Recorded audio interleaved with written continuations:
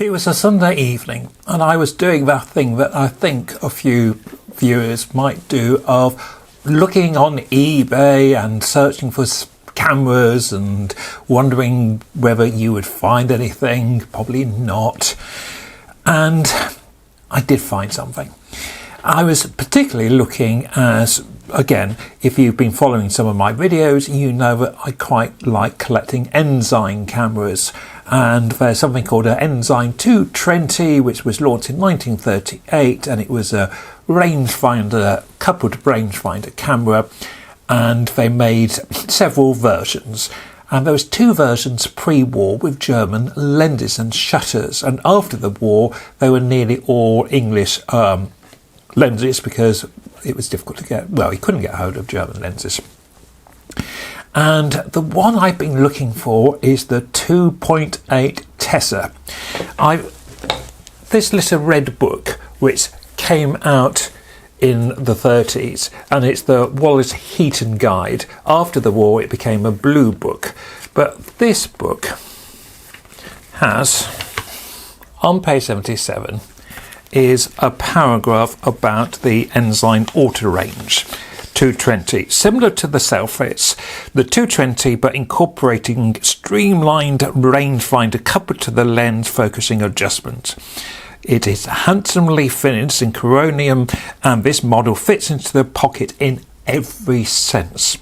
And the prices are interesting. Ensign, the basic model with the Pronto one shutter is £7.15. If we want a compo shutter, it goes up to £10. If we want a size Tessar 4.5, then it's £13, 12 shillings. If we want a Zeiss Tessar 2.8 in a Compa Rapid, it's the grand sum of £18, 20 shillings. I will do some calculations, but that was a lot of money. So I'm looking on the internet. I've only seen one. There's one of you out there who very kindly has contacted me, and I've somehow failed to contact you. Sorry. So there is another one out there somewhere. But on eBay, on this Sunday evening, for weeks I've been looking at every 220 on there, looking at the photographs, and there was an Ensign. This is it. If I take it out of the case, it's quite a worn case. This camera has been very well looked after, but it has been well used. And actually, there's nothing the matter with that if it's been maintained and looked after. And when I was looking on the internet it was this lens that I thought, that's not an Ensign lens, because the majority of these cameras are Ensign lenses, and the Ensign lens is a great lens, but it's a 4.5 lens. It's not the fastest. This is 2.8. What that means is it's a fast lens, and it copes in, having said it's a fast lens, most cameras nowadays, film cameras, will be a 2.8. But back in the day when these were produced, 2.8 was actually quite fast. So the great thing about this is the lens. And the compass shutter, the rapid shutter. Now what the rapid means is that I think the compass shutter went up to 200. This goes up to 400. So again, that is a fast shutter speed. So we have a fast lens and a fast shutter speed. This, in 1938, you could say with the bee's knees, it was the camera. Zeiss was doing a fantastic camera with its Super Icontas.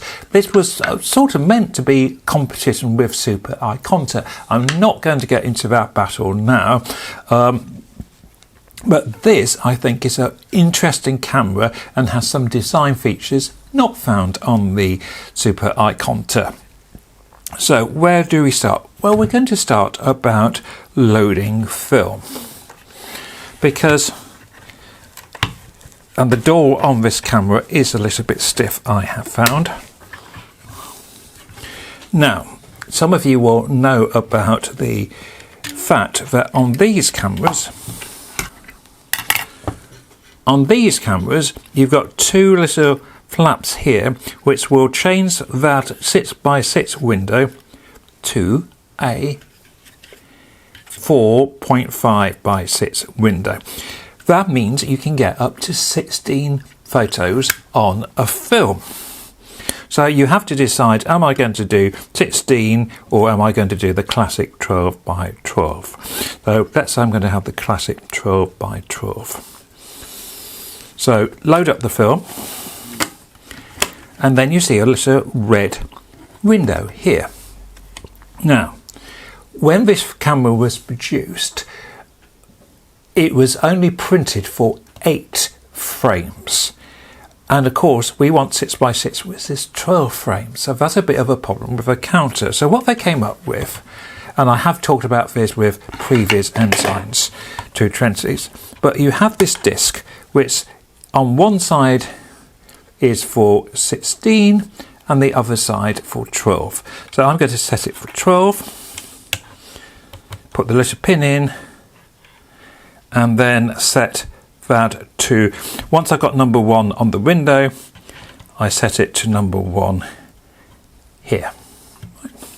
Now, a coupled rangefinder, what that actually means is that when you're focusing, you get through the viewfinder in the middle a double image, and you move the focusing until the double image becomes one image. And on here, it is a bit awkward to use, but the focusing is on here, on this part here. The other slight fiddle is the aperture is near this plate, near this door, where I think on the Ensign with the English shutter and aperture, you've got the aperture around the lens here. So that is a little bit awkward. And